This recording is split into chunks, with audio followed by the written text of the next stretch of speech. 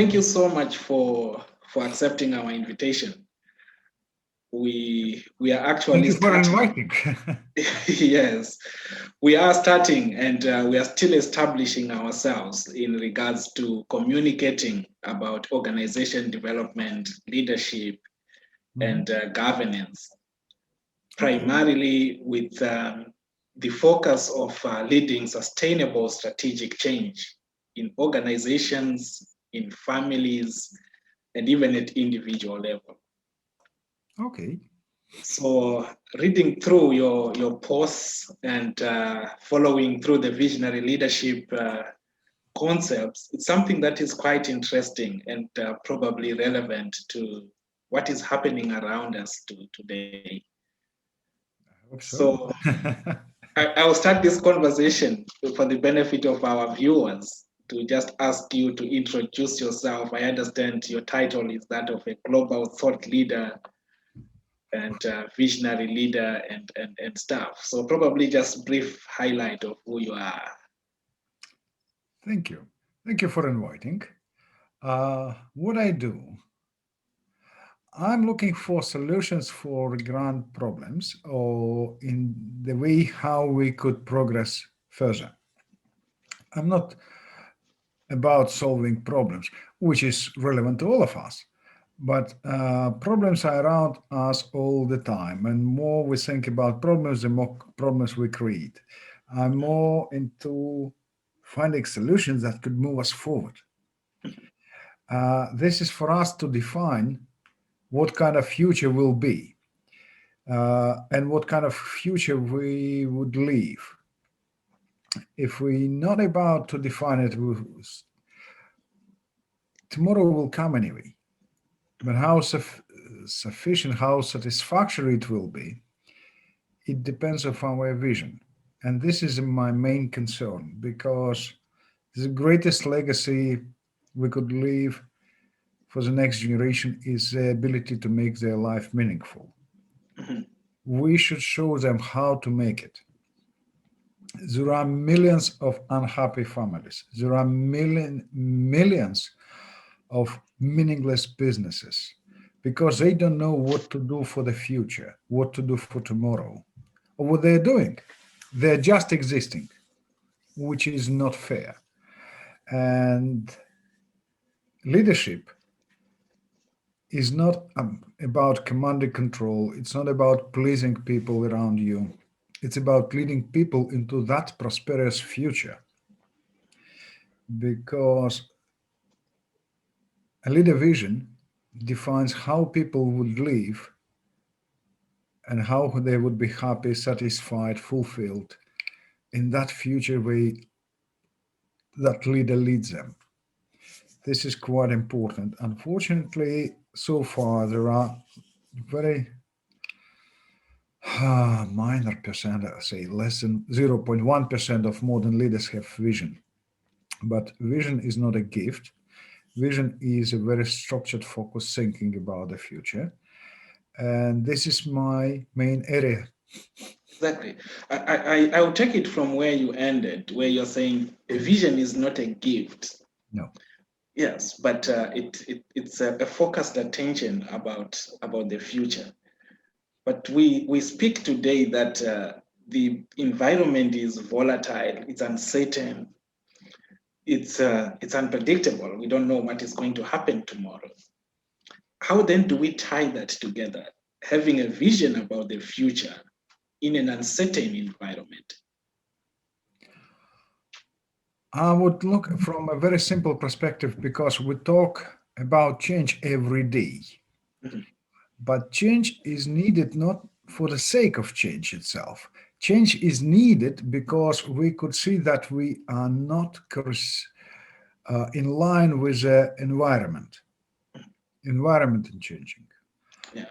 It's one thing. Another thing is our thinking defines our evolution. Mhm. And so if we're thinking about doing something better, living in better conditions, we should think forward, not into the past, but we must think forward into the future. And this is where it is important and critical. This is where we should stand on it and not just bet. We're not gambling, we're defining it. The world is always volatile. The world is always uncertain.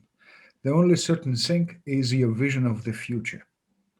And this is where all that change, where all your desires are bounded around.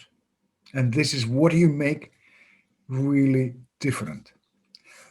Can you inspire people with a necessity for change? No. Can you inspire people with a vision of the future that they strive to build now? Yes, you are. You would inspire people to be different, to be stronger, to be better. Uh-huh. And that comes to the issue of a compelling vision that you wrote about in the vision code. Because for you to be able to inspire people into the future using the vision, it has to be compelling. Absolutely. Uh-huh. Absolutely. Vision is a huge magnet for people. Yes. Uh-huh. Then take us through a compelling vision. What's the difference between a mere vision and a compelling vision? There are 6 criteria of a strong and pragmatic and functionable vision. And the very first one is stimulus, because vision is about people, what I make for them. It reflects the core of leadership, acting for people and acting for their needs. And therefore, when people see that it really changes their lives, they will respond to it. And it's very important that people should enjoy the results of that vision, and they should enjoy being involved in creating that vision, executing this vision. Yeah. This is the most critical for them. Okay. And of course, another very critical for us, it's passion, because vision would be really compelling if we multiply the passion of each other being involved in creating of this vision. Passion. And this is something that is mentioned, I think, in most conversations. And Oh, people have different understanding of that. vision is a strong emotion itself. Yeah. Without excitement and passion, how you could attract people? You should open their hearts, not just minds, but their hearts to get fully involved in it. Then it comes really compelling. Okay. So it means we have to multiply passion for other people to also be passionate Absolutely. about what We we're are doing. what I'm always saying to the people, to the community of visionaries, we are here to reveal the greatness of each other. Yeah. And this is critical because we're multiplying the passion of each other, we're multiplying the strengths of each other, we're multiplying the greatness of each other. And without it, it's artificial. Uh-huh. It will last long. You can't pass anything artificial to the next generation. Exactly. And that brings me to the question where a lot of executives, you deal with executives and in the visionary community, a lot of executives seem to understand this, the need for vision. And we see organizations put on the walls, this is our vision statement. But Well, what then happens on the ground seems to contradict the vision that they have on the organization wall. Where is the mismatch from your understanding? the statement which is written on a wall Mhm. most often is not a vision itself. It's just a Ah, statement. It's yes. something written in a rush during the board meeting. Oh, that nice wording. People should buy it.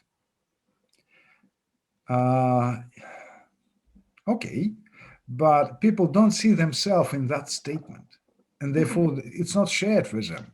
They're not buying it. And particularly, you see, if it's a large company, they have the statement written somewhere on the reception wall, Mm. but people from the factory, they never been to the head office. They never seen that statement. They don't know nothing about it. They just heard, for them it's only a noise. What they see for themselves. Yeah. Vision is a huge energy. with which we talk to the future. And if it's not resonates in the people's minds, it's only a statement. It's a statement that tomorrow can be easily changed for something new. The meaning will change, everything will change, and say, oh, we have a new mission. Every new CEO comes to a company with a new vision, but who puts his skin into the game would be the question. If the people see that this statement is about them, they will buy it. If they see that it's something nice, but it's murky, well, no one would play with that. Quite interesting there, Oleg. We see that happening in organizations, and I teach Majority of undergraduate. organizations. Yeah, I teach undergraduate students, and when we are teaching undergraduate students, we make reference to this vision that is on the company walls. But when we are dealing with executives, there has to be a difference in terms of the understanding of the vision, where you are saying it's a huge energy. I would, let's make it simple. Mhm. Vision comes not as a statement. Vision comes when your conscious awareness of a problem you want to solve reaches its peak. So you want to change something huge, right? And it's actually you creating a new space, multi-dimensional space in the future, where it's like a little planet, where you're inviting people to be where there's no problem or such a problem exists. It's eradicated at the end. Yeah. So It's that very conscious. different regarding a statement. Think, for instance, of a vision of Nelson Mandela. Mm. It wasn't a statement. It was a huge vision.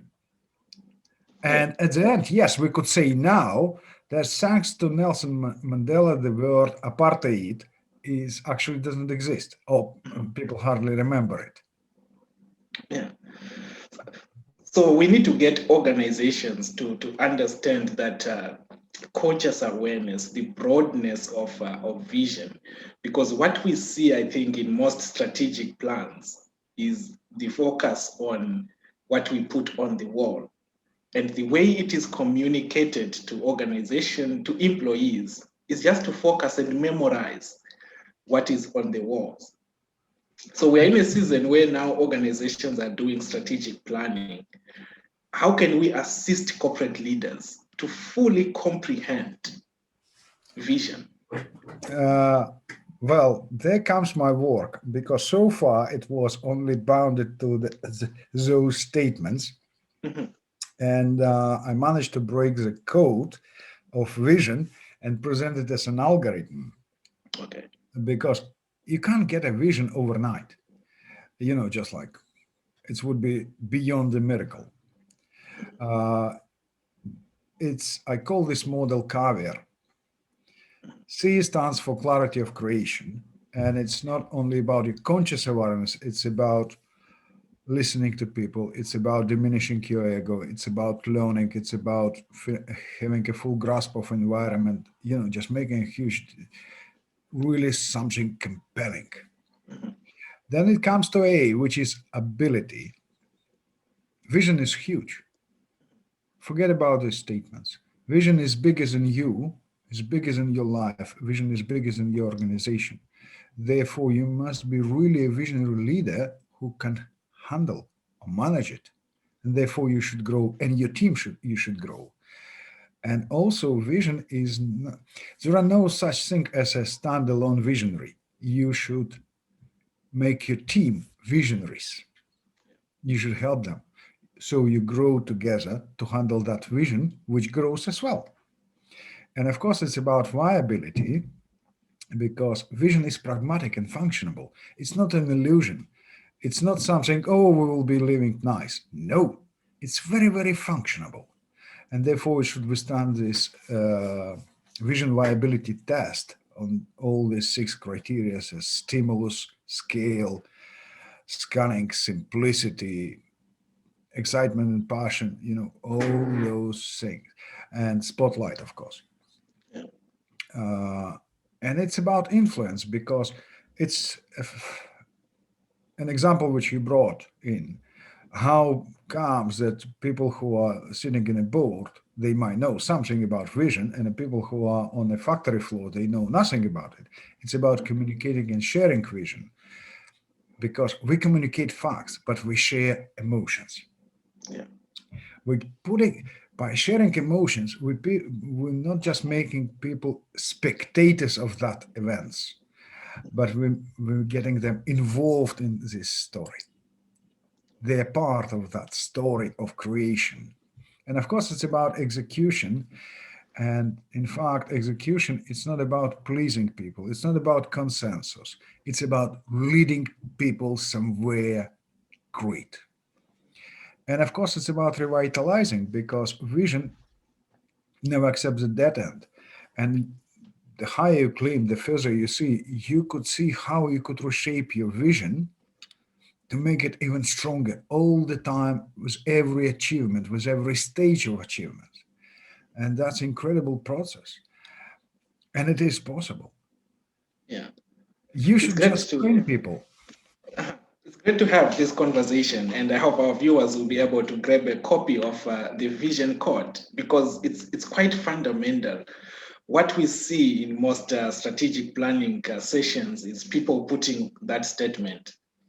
They spend 5 hours discussing the vision statement. Is this a good vision statement? Does it have the characteristics of a vision statement?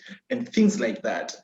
And eventually they get an exciting statement, but it doesn't produce results in the end.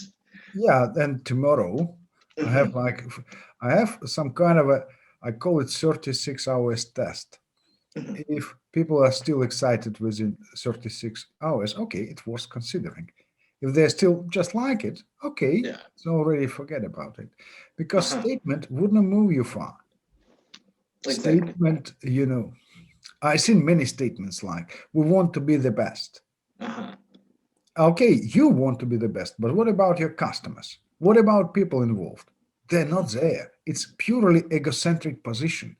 Mhm. It's when you shift your focus from yourself, therefore it's quite important to kill your ego. Yeah. You shift your focus towards people needs, then they Uh-huh. become more inspired.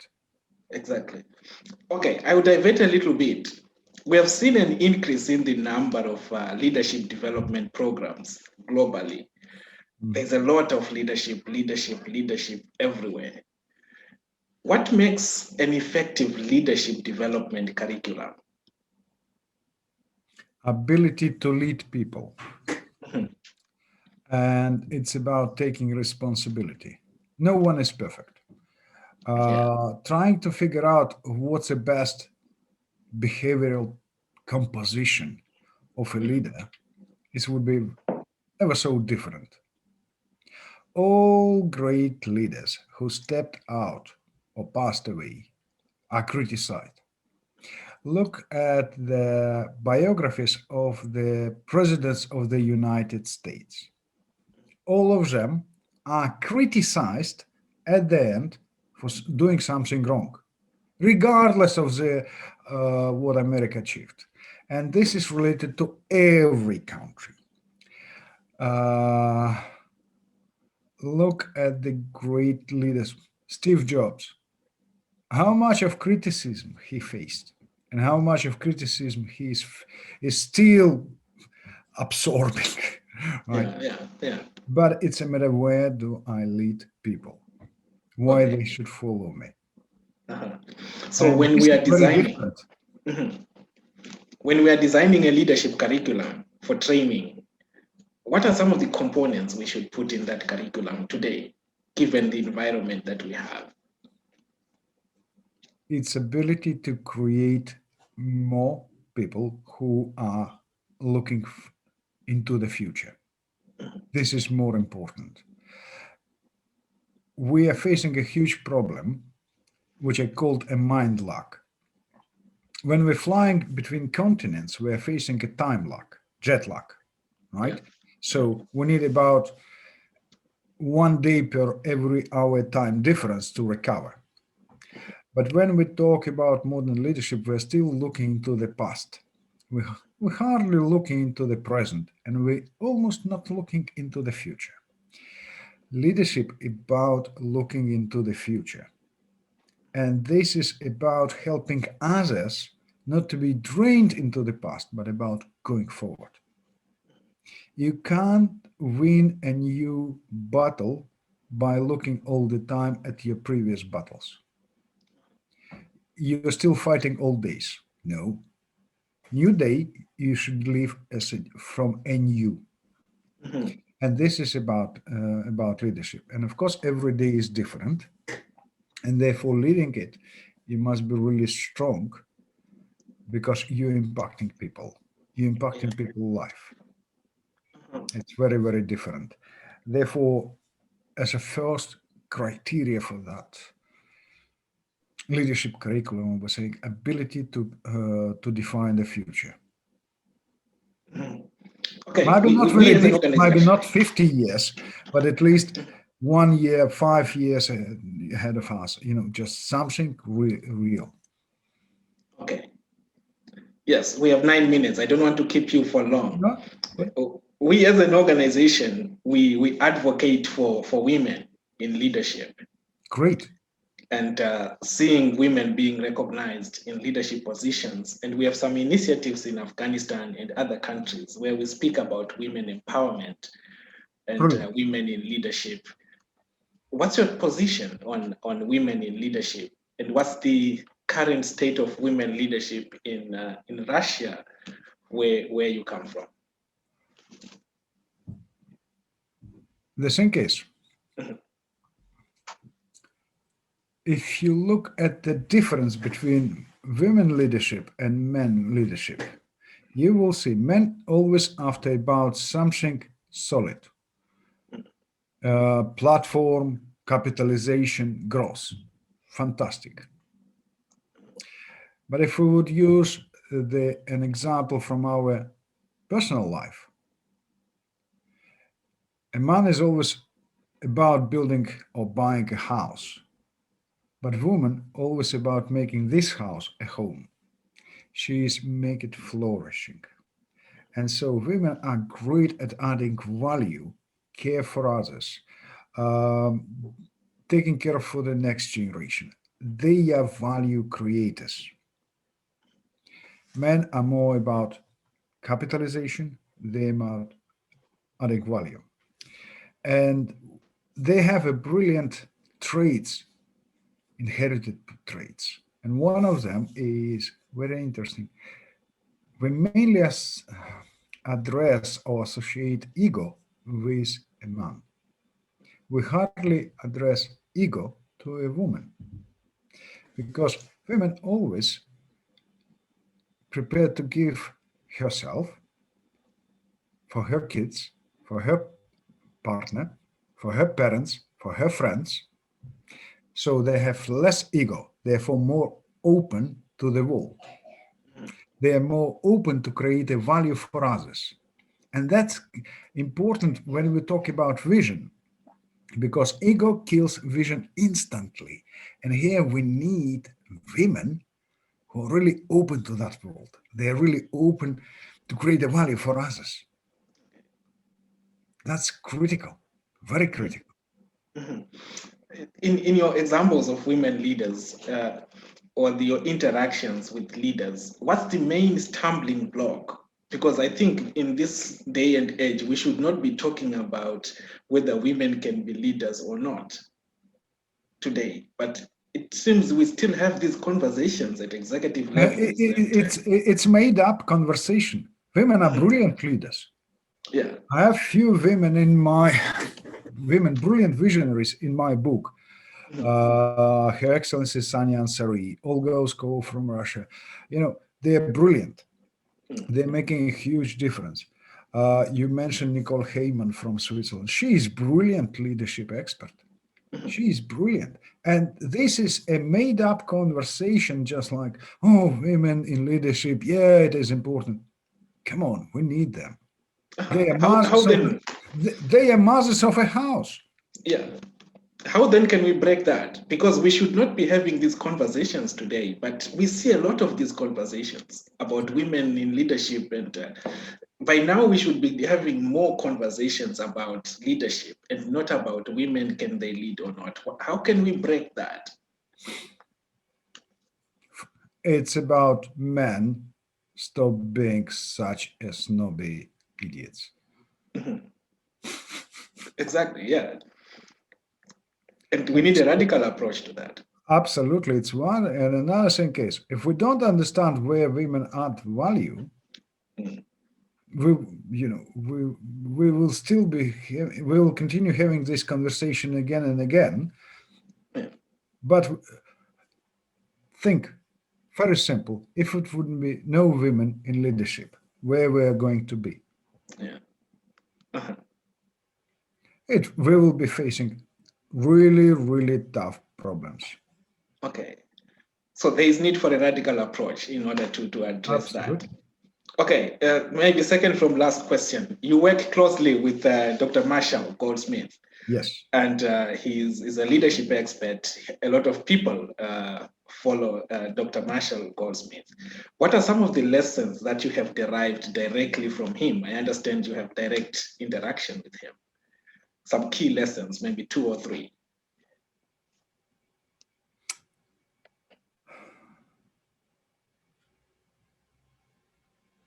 I learn a lot from Marshall.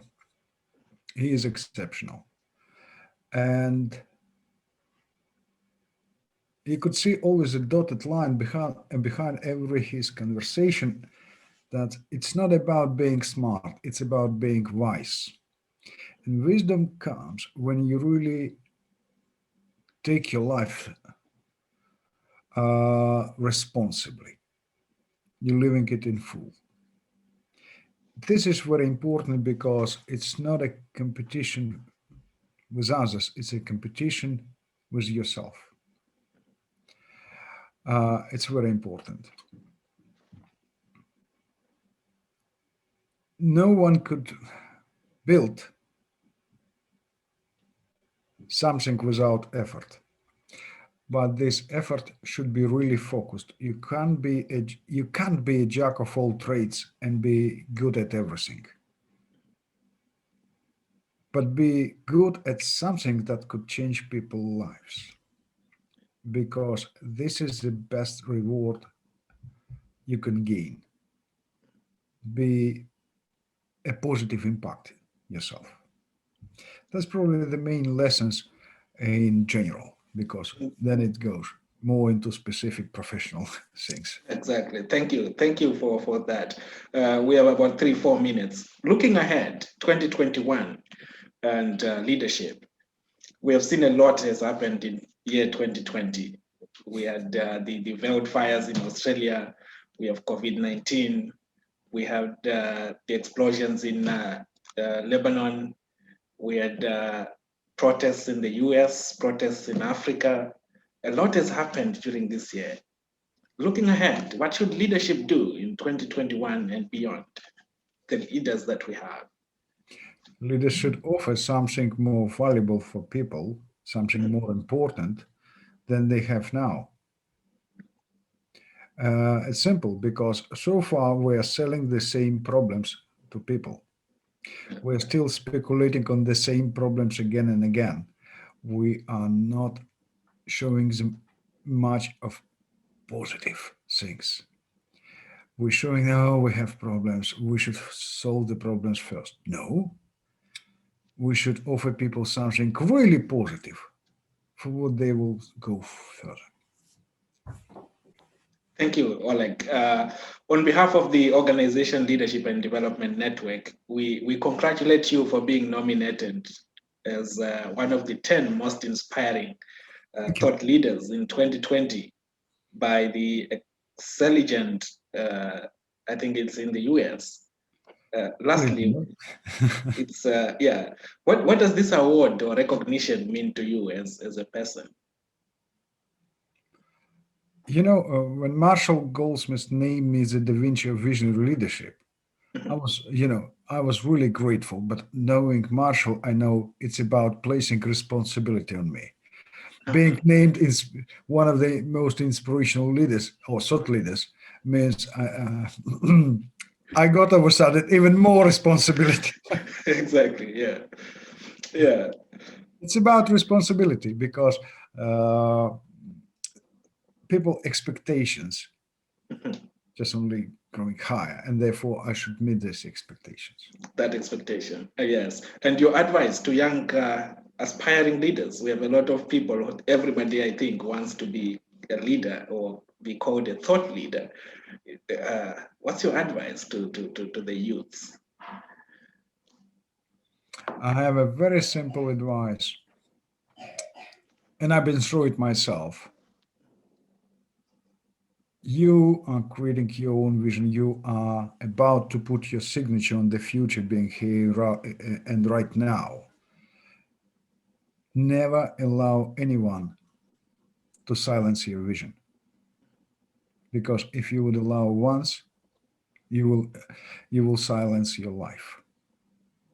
Yes. Never allow anyone to To silence silence your vision. vision. Yes. Thank you, Oleg, for your time. And to our viewers, thank you so much for watching this interview.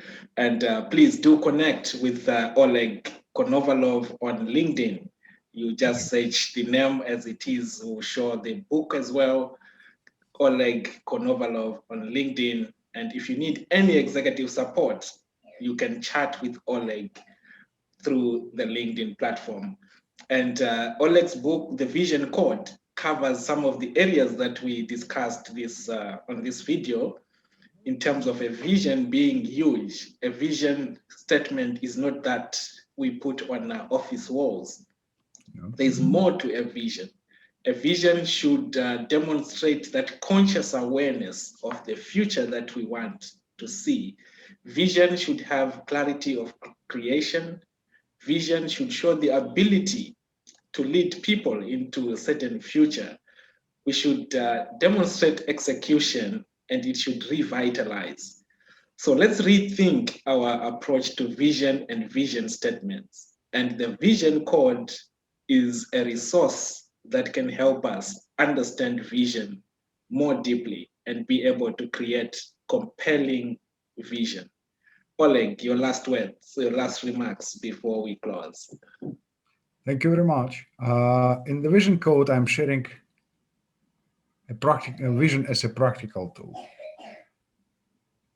I want you to be a visionary not for yourself but for others, and this is really would make your life meaningful. How much you would give for making your life meaningful? That's your answer. Yes. Thank you. Thank you so much, Oleg, for that.